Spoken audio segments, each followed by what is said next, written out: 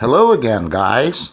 This video is the second part of our lesson about speaking task 1. Are you guys ready? So, let's continue.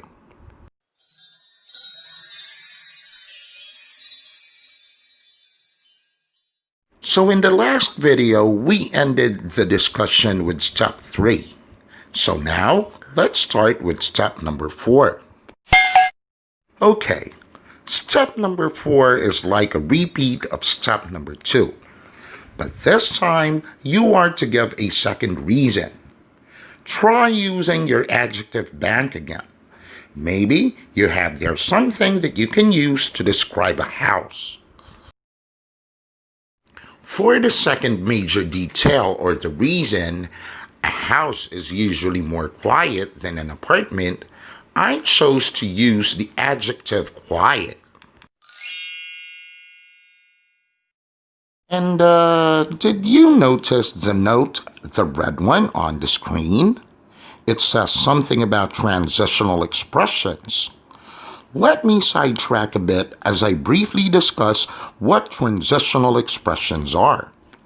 They are words or expressions that we normally use at the start of a statement, and one purpose is to signal the writer that we are shifting from one idea or statement to another. Remember that different transitions have different purposes. Later again in the video, after we finish discussing the steps in answering task 1, I will show you some examples of transitional expressions.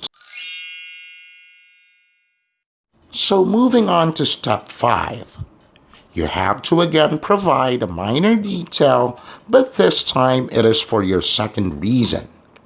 In our example, I once again explained why a house is more quiet than an apartment. So for the final step, you have to end your response with a so-called closing statement. It is a statement that summarizes the reasons you gave in steps 2 and 4. It also restates your opening sentence. However, it is optional. Read again the statement written in red. It says you may or may not use it.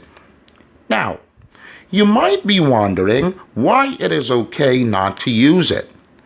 The reason is, it won't affect your rating negatively. The TOEFL does not require a closing sentence.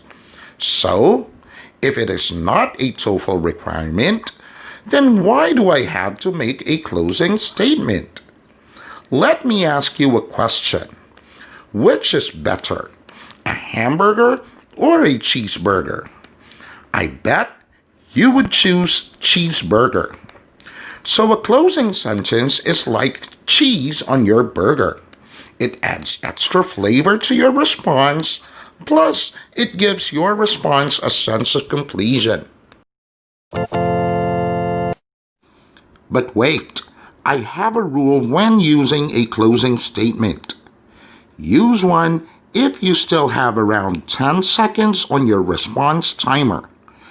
Don't force it if you have very little time at hand because you might stutter and might not be able to finish your statement. This would mean an incomplete response. So there you have it, guys. The steps that you have to take in answering speaking task 1. But we are not done yet. Remember we briefly discussed about transitional expressions?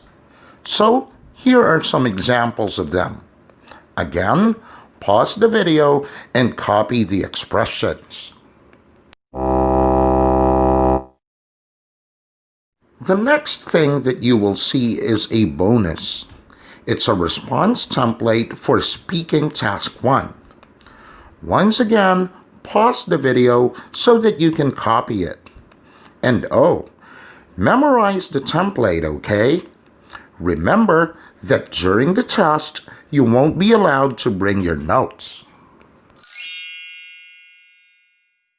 For our final lesson, we will talk about how you would beat the 15-second preparation time.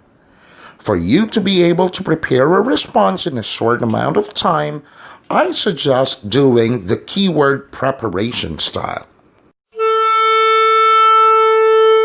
Here again are the 5 statements that we had as examples when we discussed the steps in answering task 1.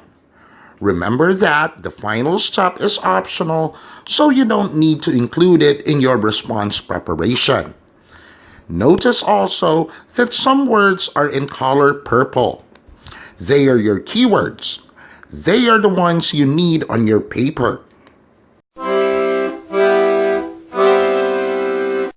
And so, your notes should look like this. With this note-taking style, I'm pretty sure that you'd beat the 15-second prep time. And surely, just by looking at your keywords, you'd remember what you need to say, especially if you memorized the response template.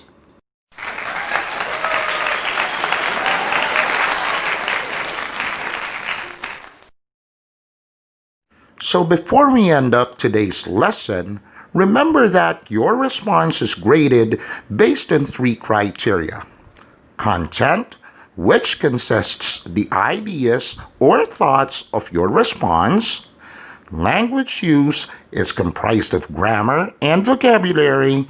And lastly, delivery. It is how you speak your response. So, bye for now, guys, and see you again on our next study session.